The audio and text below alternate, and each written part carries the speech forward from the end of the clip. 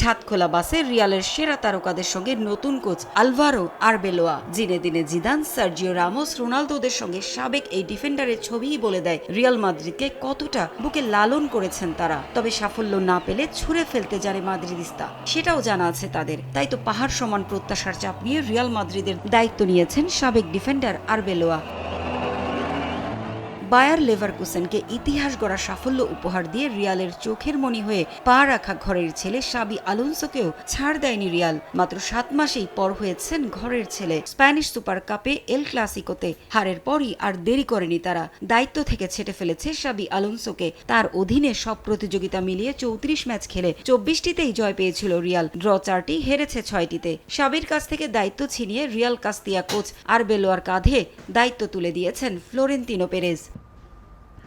আগে থেকেই ছিল শাবির চাকরি হারানোর গুঞ্জন, তবে এত দ্রুততা বাস্তবায়ন হবে সেটা ভাবতে পারেননি সমর্থকরা। এজন্য কিছুটা হতাশ তারা। শাবিকে আরো সময় দেওয়া প্রয়োজন ছিল বলে মনে করেন রিয়ালের সমর্থকরা। এখনো চ্যাম্পিয়ন্স লিগ, লা লিগা ও কোপা দেল রেতে টিকে আছে রিয়াল মাদ্রিদ। শিরোপার আশাও শেষ হয়ে যায়নি, অথচ দ্রুত এমন সিদ্ধান্ত নিয়ে ফেলল রিয়াল মাদ্রিদ। আমরা বিস্মিত, তবে আমরা এটাও বুঝতে পারছি যে ফলাফল আসছিল না তার অধীনে। শাবিকে আরো সময় দেওয়া প্রয়োজন ছিল বলে আমি মনে করি। দলে একাধিক ফুটবলারের ইনজুরি সহ নানা সমস্যা আছে, তাই সেরা সাফল্য দেওয়ার মতো সুযোগ সে পায়নি। তার যে ক্ষমতা সেটা বাস্তবায়নে আরো কিছুটা সময় প্রয়োজন ছিল।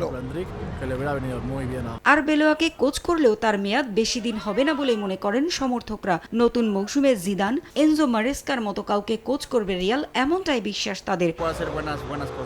আরবেলোয়াকে কোচ করা হলেও তা হয়তো খুব লম্বা সময়ের জন্য নয়। আমরা মনে করি মৌসুম শেষেই রিয়ালের দায়িত্বে জিদান, এনজো মারেস্কার মতো কাউকে নেবে ক্লাবটি।